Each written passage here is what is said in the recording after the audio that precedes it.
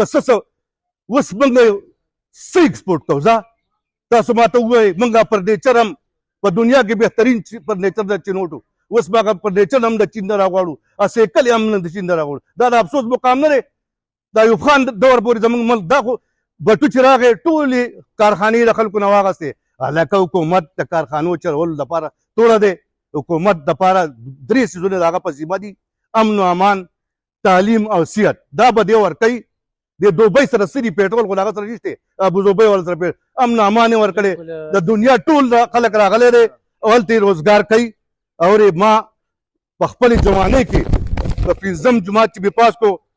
چې زموږ کارخانه د بټو په دور کې خرڅه شوه ټول یونینونه جوړ شو هر څه وران شو او وروره خلکو وي دا به راکوئ دا زما یو تره غوسه ولوره ټول پل کې راوغست غټ او ټول مشینان وایي زه اوس د بټو په کور کې کښېنئ څومره روزګار چې د بټو د لاسه خراب شوی دی که نه روټي کپړه او مکان روټي کپړه او مکان دا د الله کار دی دا د حکومت په ذمه نه دي د حکومت په ذمه باندې دي تعلیم صحت امن و امان چې په کوم ځای کې امن و امان یې هلته کارخانې چلېږي د دوبۍ ته ګوره امن و امان دی ما 10 کاله هلته داسې مزدوري وکړه 14 ګنټې او راولې دلته مې پیسې مشدري مې لګولې ده په ګډون کې په ثوابۍ کې مې لګولې وه او ډېرو خلکو ته فایده ورسېده ما یارانو استادانو نورو ولګولې اوس موږ ته بجلي نه د حکومت د طرفه اورې اوس موږ ته بجلي نه 10 او 12 ما اوس دا سولر په مجبورۍ زما سره ګورې اوس دومره پیسې نشته ما په د دې 2018 ما په ګډون کې 14 کناله کارخانه وه هم مې په 3 کروړه خرڅه کړه د 6 کروړو روپو مې دلته د ضیاءالحق په وخت کې د خدای وبخي او د ایوب خان په وخت کې مې ځمکې اخیستې هغه مې خرڅې کړې او اوس زما سره اوس دا ما دا سولرې ولګولې زما سره اوس دومره بکاره چې حکومت د خلکو سره ښه وکړي په غیر سوده والا پیسې ورکړي او دا سولرې ولګي چې دا کارخانې وچلي چې زه یم د چا وس کېږي چې نسواري ځان له خپل دا سولر ولګوي ترکان ولګوي ویلډر ولګوي اورې چې نومې چکۍ والا ولګوي دا ډېر ښه شی دی او خدایي شی دی فی سبیل الله نه دا هلکان زما دی دغه ته راغلي زما دا کار یې وکړو ماله زه د دې نه ډېر خوشحاله یم زما ټولو وروڼو ته دغه دی کار کوئ خپل یو دغه دی خو تپوس کوئ 3 څلور ځای دا هلال کوکر سولر سیسټم دی لګوي او ډېر ښه سیسټم یې ما د کمې ورځې نه چې دا لګولې چالو دی نقصان یې نه دی زه خلکو غلطولم چې یاره داسې دغه وکړه چې د وابدار هغې سره دغه ولګې نو چې بجلي د ای نه ستا دا سولر به چلیږي چې بجلي نه نه سولر نه ما زه خو د لوډ شیډینګ د لاسه تنګ یم زه خو په بجلۍ په ګران او په ارزان هم نه یم زه خو د ما مزدور راشي د شپې 12 ګنټې غریبانان په دې یخ یخډېږي او د هغو په ټیکه باندې کار کوي او د هغو تنخواه نه جوړېږي ډېره لږه جوړېږي چې بجلي پوره وي د هغو تنخواه ډېره جوړېږي خوشحاله د دوبۍ نه زیات دلته خوشحاله وي خو چې بجلي نو بجلي زموږ په دې ملک کې وافق مقدار باندې خو وابدا والا دی خدای پاک اورې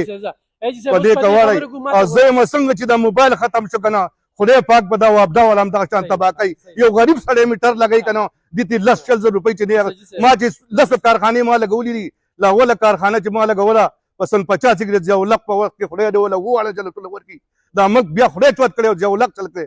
ایکسپورټر له 22% ریبیټ ورکاو بیا ځکه بیا خلکو کارخانې راغې زه پکې هم رالم کارخانې مې ولګوله که نه زموږ خو د بټو په زمانه کې لاړه ختمه شوه زه په دې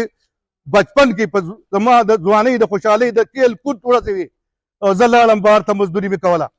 اورې او پیسې مې راوړې په دې ملک اوس موږ ته وابدا بجلي نه راکوي هلکه په ټول ملک کې د وابدا د وزیر وفاق وزیر وایي چې په کوم ځای کې لاسز نه غلا نه هلته به لوډ شیډینګ نه کوئ زموږ په سوات کې نواز شریف چې په 1998 په وخت کې وابدا ته فوجیان نه وستو وی غلا ختمو هغو غلا ختموله او د ټول نه مخکې بیجر په دې کابل کې په دې بنګله کې اوسېدو وی د ټول نه سوات ښه دی او په سوات کې بیا د کابل پیډر ښه دی اورې یو پیډر و په هغه وخت کې او لکه وی په دې باندې غلا نشته او اوس زموږ د کابل 15 که شپږ پیډرې دي 2 کیلومتره کې او دا وابدا ولې چې لکۍ که چېرته څوک غلا کړي چې لاړ شي چې هغه ونه کړي حاجي صاحب زه ستا دې خبرو سره اتفاق کوم او ګرانو کتونکو زه همیشه خبره کوم خو دلته ډیمونه دي که نه دا د ایوب خان په دور کې دلته کې چې کومه ترقي شوې ده بیا د مشرف په وخت کې دا سرنجې پمپونه رالل نو موږ له دغه خلکو کارونه کوي دا کم ناظران چې موږ لیږو د دوی یې روړي او لوټل کوي دا ورته ډېره واضحه خبره ده تاسو ورته تور قانون وایو ډیکټیټرشپ ورته وایو دا ستاسو نه زه د حاجي صاحب دغه ټولو خبرو سره اتفاق کوم او په دې ما مخکې خبرې کړي دي ځکه ورسره اتفاق کوم حاجي صاحب دلته کې موږ خلک هم چې کوم دی نو پنجاب ته ځو او د پنجاب کاریګر راولي دغه ځای سولر سیسټم لګو په دې پښتونخوا کې چې خلال شانتې سولر سیسټم والی نو خلکو سره دوکي دا مو پیسې هم رانه پیسې هم وتښتئ او کار هم صحیح ونه کړي او بیا په نظر هم نه وینو او دلته دا خپل خلک دی دی راشي ستا سره ښه مشوره وکړي په تسلۍ دې دله بیا د 25 ساله پورې دی ستا ذمهوار دی که په دې کې څه خرابي راځي د خپل سړي مال یو پیره زما یو کوی موټر د مسله وه سړی راولېږو هغه یې ټیک کړو په یو ساعت کې بیا لاړو په خپله کرایه راړو په خپله دغه رالو لکه زه هر سړي ته دا اپیل کوم خپل دغه دی خو لکه دا ډېر ښه کسان دي او لکه ډېر په لږو پیسو باندې کار کوي د نور ما خو 3-4 ځای ما له ډېرې ورځونه به زه په دې سولرو په دغه ما به یو دغه کوټ بل هیډ به مې کوټ بل به مې کوټ اخر دا هغو به ما ته ډېر ټول هغه زما پې وس نه راته په اخرنۍ کې مې چې د دغه دې ما له په ډېرو کمو پیسو کار وکړو خدای دې وله جنتونه ورکړي همیشه دې خدای پاک کامیاب لري او لکه زما دې اوس هم دې سیاستدانو ته اپیل دی چې د خدای لپاره یو قومي حکومت جوړ کړي د 10 کالو لپاره چې د هرې پارټۍ نه دوه کسان والي او د 10 کالو لپاره د هغه عربیانو په شان دا کینی او چاته پړ نه میلاویږي یو بمبر ته یو دا ټول ختم شي او دا پیسه موږ په دې قرض زموږ اصلي مسله په موږ باندې چې دا قرض دی د بهر ملک ته د IMF ته د دې نه چې موږ نه خلاص شي نو موږ دا ملک ښه کېدی نه شي ګوره زمونږ 18,600 دی که څه لږ بږ زمونږ ټول د ملک آمدني ده په دې کې د بیار نه راځي په دې کې د کسټم ډیپټیا نه راځي په دې کې د روډونو پیس په دې کې د ګاډو پیسو نه راځي او په دې کې زمونږ نه په 18,600 ارب کې زمونږ نه 9,300 روپۍ موږ په سود کې ورکوو ته ووایې د یو سړي 50,000 روپۍ تنخوا ده او هغه 50,000 په یکم تاریخ واخیستی خپله کور ځان یې ورسره میاشتې له سیټ کړی دی او دې را روان دی یو بدماش زورور طاقتور پې پیښ شو